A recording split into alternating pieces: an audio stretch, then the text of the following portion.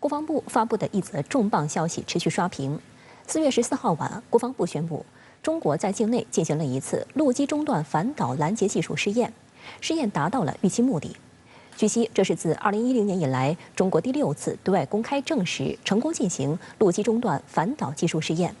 目前，世界上只有中国、美国等极少数几个国家成功实施过这一试验。陆基反导具有哪些重要的战略意义？来看报道。国防部的这一声明在14号晚9点42分发出，这是中国第6次宣布陆基中段反导拦截试验取得成功。深圳卫视注意到，这几次的通报都相当简短，网友留言表示，字越少事越大，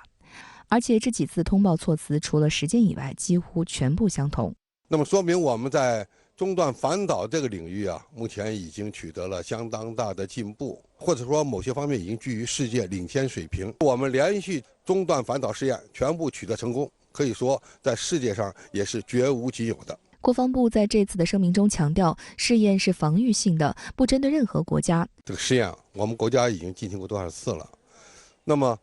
这次是在环台军演之后4天宣布的。其实我们是完全按照自己的计划来实施这么一次试验，和环台军演有没有直接联系？那么不同的人有不同的解读。起码呢，这是建立一支强大的人民军队，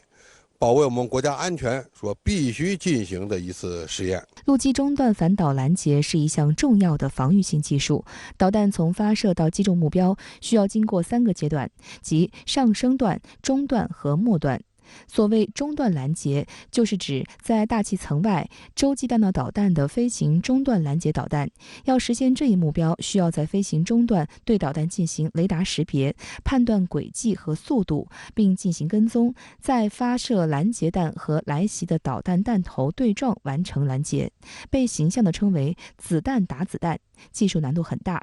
在全球范围内，目前只有中国、美国和日本进行过类似中段反导拦截试验。之所以选择中段拦截，是因为在洲际导弹发射后的飞行初段仍位于该国领空，虽然速度不快，但雷达网络繁密，而拦截弹的飞行距离也过于遥远，而导弹飞行的末段速度极高，而且已经进入本国领空，因此造成的地面伤害难以控制，因此中段拦截是最优解。那么最难拦的是中段，因为中段呢，它的飞行高度大概在几百公里到几千公里。这个高度，飞行速度呢接近第一宇宙速度，就是每秒钟7公里以上。那么在这样的情况下，你要想把它准确的捕捉并且拦截住，这个难度要超过初段拦截和末段拦截。那目前全世界能够实现中段拦截的国家就2个，美国和中国。可见其技术难度之大。关键是必须精确命中，而它的误差呢必须是0，就是采用动能撞击这种方式，才能够彻底将目标摧毁。而这样的拦截战斗部，目前全世界也只有2个国家有，就是中国和美国。反导拦截技术是大国博弈的重要筹码，拥有反导技术可以大大提升本国的核威慑力。同时，洲际弹道导弹造价昂贵，能搭载核弹头，其打击的目标一定是高价值目标。因此，对此类大杀器实施拦截，对保护国家安全、人民财产安全的重要性不言而喻。此外，中国多年来一直向国际社会承诺不率先使用核武器，在这种情况下，发展适度的防御力量就更为重要。美国的中段反导拦截系统发展较早，目前已经开发出陆基、海基2种中段反导拦截系统。美军的洲际导弹拦截任务由部署在全球多地的海基 X 波段雷达、陆基铺路爪远程预警雷达和天基红外系统等卫星系统提供早期预警。由陆基 GBI 拦截弹和海基标准3反导系统负责拦截。需要说明的是，陆基中段防御系统并不是武器种类，而是具体型号。它是世界上第1种服役的采用常规战斗部用于拦截洲际弹道导弹的反导系统。这一系统造价十分昂贵，例如美军的海基 X 波段雷达价值22亿美元，铺路爪价值11亿美元。五角大楼报告显示，美国陆基中段防御系统主力 GBI 的效能不尽如人意，在1999年以来的约20次拦截试验中，成功率仅有一半。2年前，美国政府停止了 GBI 升级计划，转而支持研发全新的下一代拦截弹 NGI， 以应对兴起的高超音速导弹威胁。根据美国导弹防御局的计划， NGI 必须在2025年开始试射，在2030年投入服役。此外，值得一提的是，美军爱国者萨德反导系统经常和中段拦截系统混淆。事实上，这2个系统属于末段拦截系统，属于中段拦截失败后的补救措施。4月13号，中俄巴伊4国外长阿富汗问题第2次非正式会议以及第4次阿富汗邻国外长会在乌兹别克斯坦萨马尔罕举行。2场会议达成系列重要共识。与会各国强调，美国及其盟友对当前阿富汗困难局面负有历史责任，应立即解除对阿单边制裁，解决阿富汗问题路在何方？来看报道。当地时间4月13号，第4次阿富汗邻国外长会在萨马尔罕举行。中国、伊朗、巴基斯坦、俄罗斯、塔吉克斯坦、土库曼斯坦和乌兹别克斯坦外长和高级官员出席会议。国务委员兼外交部长秦刚出席此次会议，与会各方就与阿临时政府保持沟通，引导推动阿临时政府切实履行内外承诺，切实打击恐怖主义和毒品贩运，反对域外势力破坏阿富汗和地区安全稳定等，达成多项共识。会议发表了第4次阿富汗邻国外长会萨马尔罕宣言。宣言说，阿富汗应成为一个和平、统一、主权独立的国家，免受恐怖主义和毒品威胁，应加强阿邻国间反恐安全合作，建立反恐统一战线，早日启动阿邻国协调合作机制框架下政治外交、经济人道、安全稳定3个工作组会议，敦促对阿当前困局负主要责任的国家切实履行对阿经济重建和未来发展的承诺。在14号外交部例行记者会上，发言人汪文斌介绍此次会议的成果：一是严打拒阿恐怖势力，从源头上铲除滋生恐怖主义的土壤，同时深化地区反恐、禁毒、难民等合作，有效阻遏恐怖分子跨境流窜、做大作乱；二是敦促美方履行责任，立即解除对阿富汗单边制裁，归还阿富汗海外资金。13号当天，秦刚还主持召开中俄巴伊4国外长阿富汗问题第2次非正式会议，各方表示将加强沟通协调，发挥4国和4国机制独特作用，引导国际社会共筑阿富汗早日实现和平与发展。新形势下，推动阿富汗问题政治解决，应摒弃冷战思维，阵营对抗，坚持安全不可分割的原则，标本兼治，综合施策，以相互尊重、平等协商、友好对话方式，引导阿富汗塔利班温和稳健施政。2021年8月30号，随着最后一架美军运输机从喀布尔国际机场起飞，长达20年的阿富汗战争以美军仓促撤离告终。这场美国史上最漫长战争给阿富汗带来巨大灾难。阿富汗战争虽已结束，但问题远未解决，目前仍面临人道危机加剧、经济持续萧条、恐怖袭击频发等多重巨大挑战。然而，作为问题始作俑者的美国，非但没有伸出援手，反而扣押阿富汗海外资产，对阿富汗实施单边制裁。2021年塔利班接管阿富汗政权后，美国冻结了大约70亿美元的阿富汗央行资产，后又有20亿美元被欧洲的商业银行冻结。这种侵吞阿富汗人民血汗钱的行为遭到阿方强烈反对，国际社会予以强烈批评。在上个月8号的联合国安理会就阿富汗问题举行的会议上，中国常驻联合国副代表耿爽表示，单边制裁严重破坏阿富汗的经济基础。形成鲜明对比的是，2021年阿富汗形势发生根本性变化后，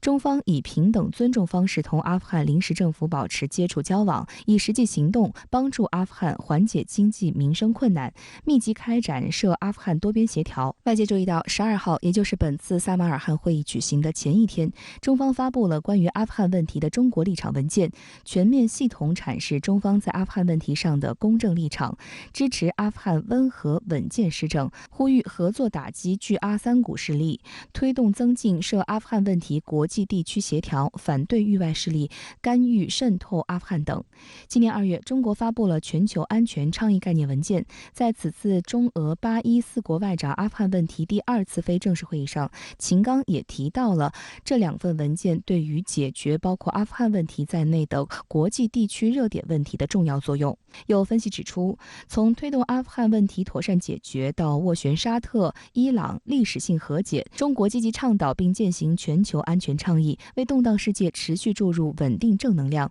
彰显了大国的责任担当。中国对于这个阿富汗问题，它这种角色和影响力，包括在理念方面，包括在实践层面，都可以看出来。那么正在发挥越来越大的一个作用。在这个概念文件里面也提到了，那么我们要对于国际地区热点问题，要本着一种政治协商的一个方式去解决，而不是说搞阵营化对抗。在一些热点问题上的一些实践，它体现了我们作为一种负责任大国，推动构建人类命运共同体的这么一种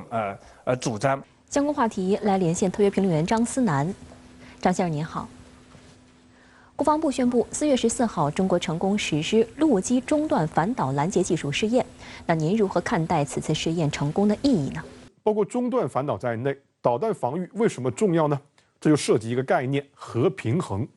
核平衡的意义不在于核大国之间各有多少核武器，不在于数量，而在于毁灭的效果。核平衡在实际操作上又被称为互相确保毁灭原则，即 Mutual Assured Destruction。而这里的毁灭也不是指将敌国完全烧为白地，不需要完全毁灭，只需要达到敌方不可承受损失的程度。例如1967年，美国前防长罗伯特·麦克纳马拉提出，摧毁苏联25%的人口和50%的工业生产能力，就可以达成毁灭苏联的战略目的。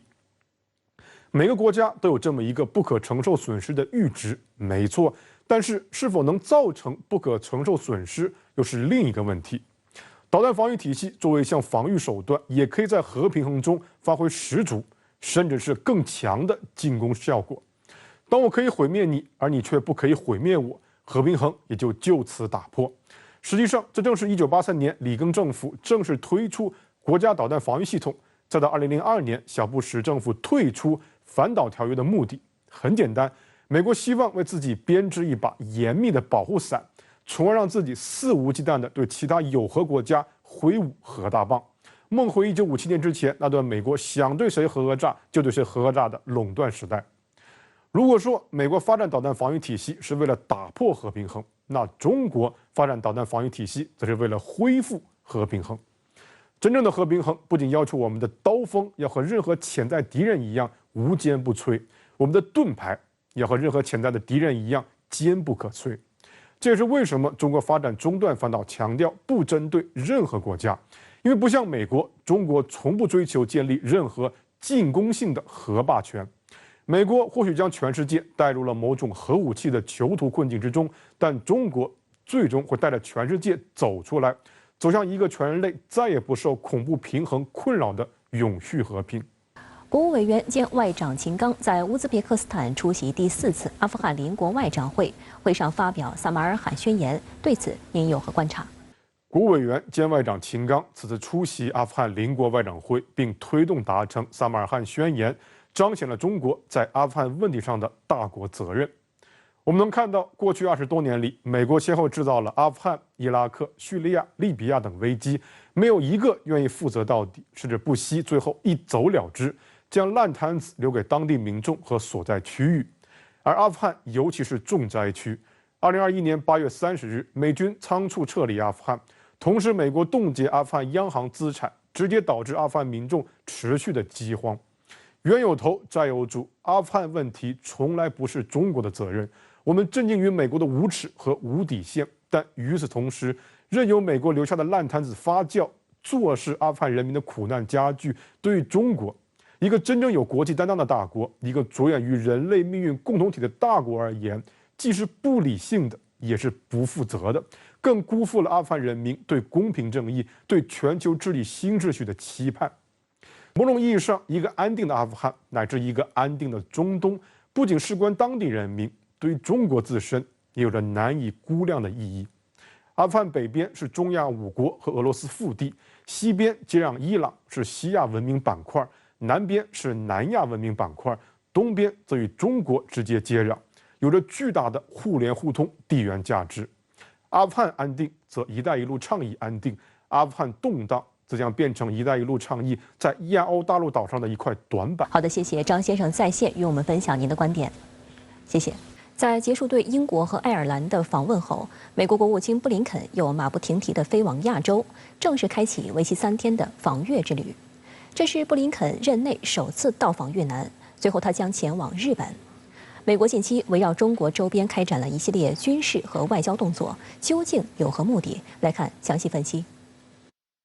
美国国务卿布林肯14号抵达越南河内，正式开启了为期3天的访越之旅。这是他任内首次到访越南。法新社称，布林肯此行寻求与越南扩大外交关系。在美国总统拜登与越南最高领导人阮富仲上月29号通电话的基础上，将两国关系提升为战略伙伴关系。15号，布林肯与越南总理范明政会面。据路透社报道，范明政在会谈前告诉记者，越南和美国希望进一步加强关系。布林肯则称，今年7月就是美国和越南建立全面伙伴关系10周年，美方希望能将双边关系提升到一个更高的水平。We joined forces on everything from improving public health to expanding inclusive economic opportunity to accelerating the clean energy transition.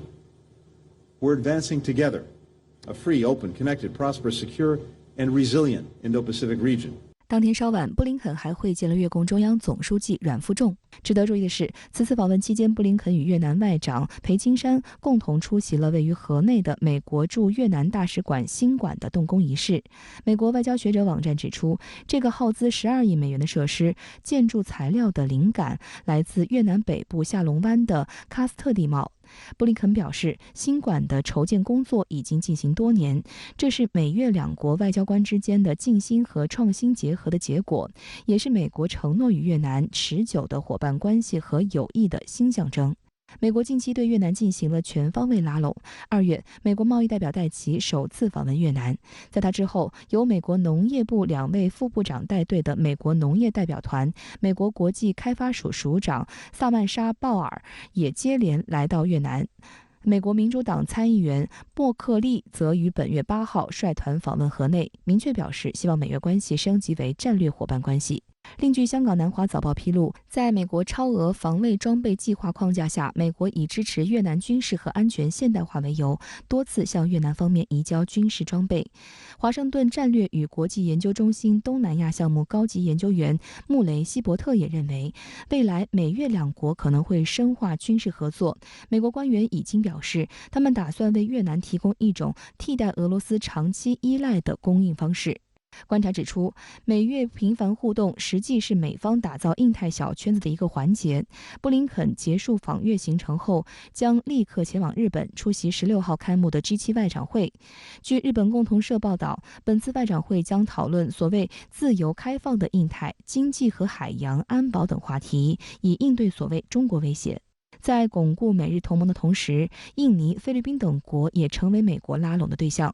越通社13号报道称，印尼总统佐科日前在会见美国联邦议员代表团时表示，印尼希望成为美国全球供应链的一部分。而本周刚刚结束的美菲2+2会谈也传出不和谐的声音。联合声明称，今年双方将与其他盟友和伙伴在南海开展进一步联合海上活动，以加强所谓的集体威慑。在这个印太战略当中，菲律宾是他的这个重要的盟友，越南是他所谓的安全伙伴，所以说他这个深化和菲律宾以及越南之间的这个关系，特别是这个安全啊，以及了这个经贸合作，可以说把他们视为推进美国印太战略的这个棋子，也希望借此能够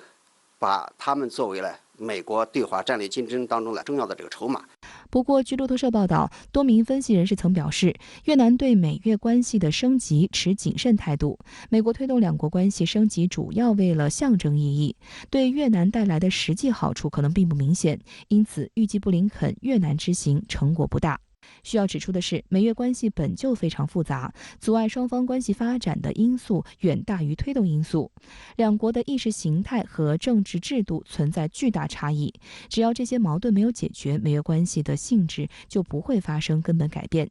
新加坡联合早报直言，越南军方、公安部、中央委员会和政治局不少强硬派视美国为生存威胁，认为美国仍致力于对越煽动颜色革命，这可能成为两国双边关系升级的阻碍。华盛顿国家战争学院教授阿布扎则表示，美越关系要升级，应该先专注解决历史留下来的问题，包括清理在边河空军基地的化学毒物221。这一次这个布林肯的越南之行，他是想把美越关系从全面伙伴关系升级为这个全面战略伙伴关系。那这些东西只能说是一种这个外交姿态，或者说是他的这个形式大于实质性内容。他如果说他想借此把越南绑到美国的战车，那么越南肯定不愿意了。值得一提的是，尽管美国是越南最大的出口市场，但美国目前仅被越南列为第3级外交伙伴，位于越南3级外交体系的最底端。而中国、俄罗斯、印度和韩国才是越南的第1级外交伙伴。南华早报援引越南研究人员的话表示，虽然越南可能会加强与美国的安全合作，但它绝不会被美国拉入对抗中国的轨道。中越关系近年来保持着稳定而积极的态势，两国之间一直进行着紧密的高级别往来。两国领导人达成许多重要共识，推动双边关系迈向新高度。去年10月30号至11月2号，越共中央总书记阮富仲应邀对中国进行正式访问，成为中共20大闭幕后首位访华的外国领导人。在阮富仲结束访问后，中越发表了重磅联合声明。中越也有着悠久的经贸合作关系，中国已连续18年成为越南最大的贸易伙伴。越南自2016年以来一直是中国在东南亚最大贸易伙伴。近年来，尽管新冠疫情和世界地缘政治波动影响了全球经济和贸易，但越南与中国之间的经贸关系仍不断向前发展，并取得了令人瞩目的成就。2020年和2021年，两国平均每年双边贸易额仍达到1000亿美元以上。此外，为落实东盟中国自由贸易协定，中国已经对从越南进口的8000多种商品实行减税政策，其中包括越南农产品和新鲜水果。这为越南企业进入中国这一庞大市场带来诸多机会，也为中越未来经贸合作带来更广阔的前景。复旦大学美国研究中心教授韦宗友向深圳卫视表示，越南和其他东盟国家一样，早已明确不愿在中美之间选边站，不愿中美之间所谓的战略竞争演变成地区的冷战。越南一方面它保持和美国之间的这种经贸以及安全关系，但是它也进一步这个加强和中国之间在这个政治经济以及安全领域的合作。那我们说这个前不久这个中越海警还在这个南海地区进行联合的海上这个巡逻，那也体现出越南不愿意在中美之间选边站这样一个立场。乌克兰政府已经宣布制裁22家所谓赞助俄罗斯的外国企业，其中既有美国公司宝洁，还有德国超市麦德龙，甚至还有中国的小米，令国际舆论哗然。乌方此举意图释放什么信号？来看分析。乌克兰国家预防腐败局发布名单，制裁22家外国企业，宣称这些企业是俄罗斯的国际战争赞助商。其中包括中国企业小米。乌克兰官方声称，小米公司被列入这一名单的理由是，该公司业务没有退出俄罗斯，继续留在俄罗斯，并且在俄罗斯智能手机市场一直占有较大市场份额。乌方声称，企业缴纳的税款会被用来支持俄罗斯军队。小米公司发言人随后发布声明称，强烈反对乌克兰国家预防腐败局把小米放入国际战争赞助商名单。我们希望世界和平，从不支持战争。小米集团是一家成立于北京的全球性企业，在全球100多个国家及地区开展消费者业务，并严格遵守经营所在地的法律法规。观察认为，乌方盯上小米是因为小米手机在俄罗斯和乌克兰都卖得太好了。自2016年进入乌克兰市场之后，在短短2年中，小米手机在乌克兰的市场份额就飙涨到26.7%，一款机型还赢得乌克兰智能手机销量冠军。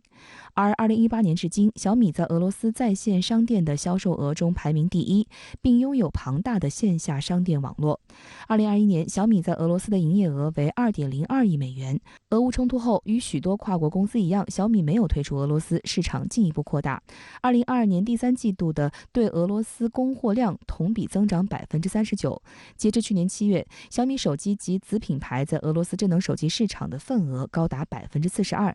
实际上，这家公司的手机在全球口碑都不错。2022年度销量全球第3。将小米列为自助战争，我觉得完全是没有任何法律根据和事实根据。我们都知道，在俄罗斯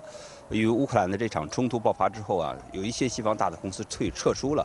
那么中国公司呢？这个小米公司作为一个民用的手机生产商，它根本没有所谓的资助问题正常的经营活动。深圳卫视注意到，乌克兰国家预防腐败局公布的所谓国际战争赞助商名单上，一共有22家企业，除了小米，还有其他2家中国企业。这份名单十分广泛，美国宝洁、俄罗斯卡希尔、英国蒙迪以及法国欧尚等都在名单上。有评论指出，这是史上罕见有一个国家一口气将联合国安理会5个常任理事国的跨国公司全都制裁了一遍。此外，乌方制裁对象还包括德国麦德龙、比利时开路集团、意大利达涅利机械等，而被列入的企业数量最多的国家是希腊，共5家，第2名是法国，共4家。观察指，制裁清单上主要是欧美石油、航运和金融公司，这些公司都有一个特点，在俄业务范围广，市场占有率高，对俄罗斯财政税收贡献率比较大。看起来，乌克兰预防腐败局制裁的总体理由就是，只要2022年2月24号以后没有退出俄罗斯市场的跨国公司，都有可能被制裁。此次也在制裁之列的德国超市麦德龙曾向德国之声电台解释了不愿意退出俄罗斯市场的原因。麦德龙在一份声明中表示，之所以留在俄罗斯，是因为停止商业运作将对1万名员工及250万中小型自营职业者的业务产生重大影响。德国商报透露，这家超市企业的俄罗斯营业额在整个集团收入占比超过10%，退出俄罗斯市场将严重影响其财务状况。此外，德国化工和制药巨头拜耳、化工巨头巴斯夫以及消费品制造商汉高等大型跨国企业也都没有退出俄罗斯市场，但他们的业务对乌克兰政府来说十分重要，因此乌方惹不起。值得注意的是，美国日化巨头宝洁也在乌方的制裁名单上。实际上，这家公司为了政治正确发过不少声明。去年3月8号，宝洁在一份新闻稿中宣称，我们不会继续在俄罗斯进行新的投资，并暂停促销、媒体和广告活动。事实上，美西方去年曾掀起一股制裁俄罗斯一切的歪风，俄罗斯的猫甚至树都在制裁名单中。许多欧美企业高调宣布退出俄罗斯市场，但今年2月的统计显示，有76%的外企选择保留俄罗斯业务。来自欧盟和 G7 国家1404个大型跨国企业在俄罗斯的经营十分活跃。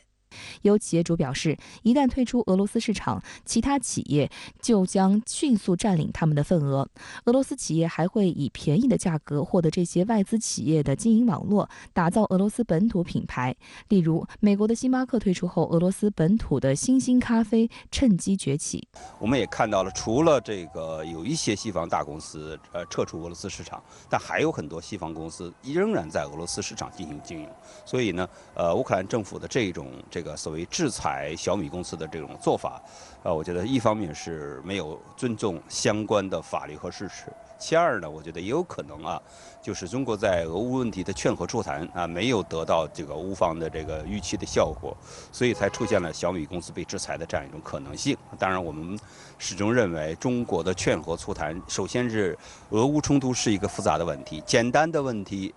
可以简单处理，但是复杂的问题确实不能简单问题去处理。令外界疑惑的是，这些名单上的企业并未涉及腐败案件，却遭到乌克兰反腐部门的制裁。鲜为人人知的是，乌克兰的反腐败系统权力巨大，也十分复杂，有4大机构，数量是欧洲最多的。但公开信息显示，这些机构被美西方严重渗透，每充当他们的代理机构。例如，特朗普在调查拜登的儿子亨特时，就动用了乌克兰预防腐败局。当时，美国媒体就曝光，乌克兰预防腐败局受美国索罗斯基金会控制，是其安插在乌克兰的一颗棋子。乌克兰的反腐机构还经常自我扩权。2020年，乌克兰国家反腐败局曾将前总统波罗申科、美国总统拜登、美国前国务卿希拉里和美国前总统奥巴马全部列入调查名单。当然，这些调查全部都不了了之。外界认为，这次将22家跨国企业纳入名单，最终也必将不了了之，因为这些国家乌克兰一个都得罪不起，而且乌克兰方面也没有执法能力。今年2月，中国政府发布关于政治解决乌克兰危机的中国立场文件，包含12点，核心是劝和促谈。俄方表示欢迎，乌克兰总统泽连斯基也曾表示对有些内容赞同。外界认为这是乌克兰官方为未来的和谈留下的回旋空间，但美西方却不断施压中国。欧洲一些国家甚至声称要将乌克兰局势与对华关系绑定。日前，德国外长贝尔伯克访华，参加第6轮中德外交与安全战略对话。法国广播公司报道称，贝尔伯克敦促中国用影响力让俄方停止在乌克兰的战争。他还声称，这直接关涉到欧洲的基本利益。上周访华的欧盟委员会主席冯德莱恩也宣称，中方在促进乌克兰危机和平解决过程中应该发挥建设性作用。实际上，俄乌冲突令欧洲在大半个世纪之后重燃战火，欧洲是直接受害方，通胀高企，经济很受伤。但欧洲不少国家跟着美国拱火俄乌冲突，完全不顾自己的利益，自己的事自己不去积极解决，反而将停火止战的责任推卸给中国，令人匪夷所思。中方此前已经多次反复强调，中国不是乌克兰危机的当事方，我们是危机和平解决的坚定支持者和积极推动者。我们愿同欧方就政治解决危机沟通交流，也期待欧方展现战略自主和政治智慧，朝着实现欧洲长治久安迈出坚定的步伐。俄乌问题它涉及到复杂的历史经纬和现实的利益差别和利益争夺。因此呢，中国愿意在劝和促谈问题上继续做努力，但中国绝不是俄乌冲突的责任方。中国在劝和促谈也是基于普遍的可持续的安全观，要照顾到各方关切。贝尔伯克的这种言论呢，一方面呢说明了欧洲在解决俄乌冲突问题上呢已经是焦头烂额了；第二个呢，就是解决俄乌冲突的方向和方法，大家还需要继续的去对接、去理顺，而不是简单的说中国有影响力。外界认为，美国是乌克兰冲突的最大受益方，因此不断拱火。路透社报道称，美国防长奥斯汀将于19号访问瑞典，与瑞方讨论共同关心的安全相关问题。在瑞典加入北约受挫的情况下，美方此举意在继续鼓励和推动北约扩张。更值得注意的是，奥斯汀将于21号与美国参谋长联席会议主席米利赴德国共同主持乌克兰国防联络小组会议，讨论持续不断的乌克兰危机，并保持紧密协调，为乌克兰提供必要支援。外界指出，美西方舆论设想的俄乌春季攻势并没有出现，美国召集这次会议就是为了鼓动夏季攻势。2位高级长官都出席，实际上也证实到美国对援乌问题的重视，体现了美国可能会需要在这个某些问题上做出一些决断，特别是在俄乌冲突进入这样一种消耗战、久战不决的情况下，美国现在呢仍然在拱火的道路上继续前进。来关注美国五角大楼泄密文件案的最新进展。美国《纽约时报》称，这是美国情报史上性质最恶劣的泄密事件之一。泄密事件再次证实，美国大规模监听盟友的事实已经引发不小外交风波。而美国 FBI 在13号逮捕了泄密案的嫌犯，是21岁的美国空军国民警卫队员杰克·特谢拉。他的级别之低令人惊讶，是有人顶包，还是他抓住了美国军方保密系统的大漏洞？来看报道。Today, the Justice Department arrested Jack Douglas Teixeira in connection with an investigation into alleged unauthorized removal, retention, and transmission of classified national defense information. Teixeira is an employee of the United States Air Force National Guard. 现年21岁的特谢拉，2019年9月加入空军国民警卫队，是马萨诸塞州奥蒂斯空军国民警卫队基地第102情报联队现役成员。他的正式职位是网络运输系统熟练工。空军网站对该职位的描述是负责确保我们的通信系统正常运行的专家，包括在美国本土基地维修网络集线器，以及在海外前沿设施安装光缆。这么年轻，但是可以接触到很多东西啊，他可能就觉得说，有些事情啊，他可能觉得不公不义，要把它泄露出来，他就做了啊。美媒报道称，特谢拉以 OG 为网名活跃在互联网。从去年开始，他就在服务器里发布他从工作的军事基地里拿到的机密信息。一开始，他公布的是机密文件的抄本，同时还对一些外行人看不懂的术语加上了注释。此后，他不甘于此，开始直接发布机密文件的图片。按照 OG 的说法，他想要向网友们展示其眼中真正的世界运行模式。知情人士透露 ，OG 并不仇视美国政府，也不是外国利益的代理人。不过，他对美国政府有一些颇为黑暗的观点，特别是对执法部门和情报部门的意见颇大。特谢拉的一位朋友在接受采访时形容，特谢拉是一个对枪支感兴趣的年轻人，但对美国的未来持怀疑态度。泄密事件引发关注后，美国调查人员调查了上千名可能接触到机密文件的人员，并迅速将目标范围缩小到线上聊天室成员中。据悉，指向特斯拉的线索中有一条是泄露出的文件图片的背景与特谢拉母亲家的厨房相匹配。Well, I'm not concerned about the leakages, and I'm concerned that it happened. But there's nothing contemporaneous that I'm aware of that is.of great consequence. 英国《卫报》报道称，人们对令人尴尬的美国情报泄露事件提出了严肃的质疑。批评者质问称，为什么一个如此年轻的士兵能接触到美国如此高级别的国家安全信息？美国《大西洋月刊》的特约作家、美国海军战争学院的国家安全事务名誉教授汤姆·尼克尔斯讽刺道：“一个空军警卫队的家伙是如何得到参谋长联席会议主席简报 PPT 的？”而《华盛顿邮报》的相关报道指出，看过网上流传的保密文件的美国官员和国安专家认为，就其内容来看，美国军方和政府部门中有大量低级别岗位人员能合规接触到这类文件。That a 21-year-old kid trying to show off to his friends in a gaming chat room and has literally affected global national security by doing so.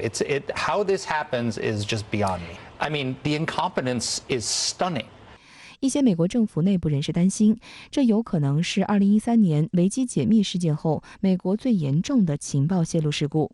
2名美国官员透露，不排除文件遭到故意修改，以误导调查人员追查外泄来源及散播可能会损害美国安全利益的虚假讯息。尤其严重的是，这批文件可能揭露了美国情报机构已深入渗透了俄罗斯军事机构的某些部分。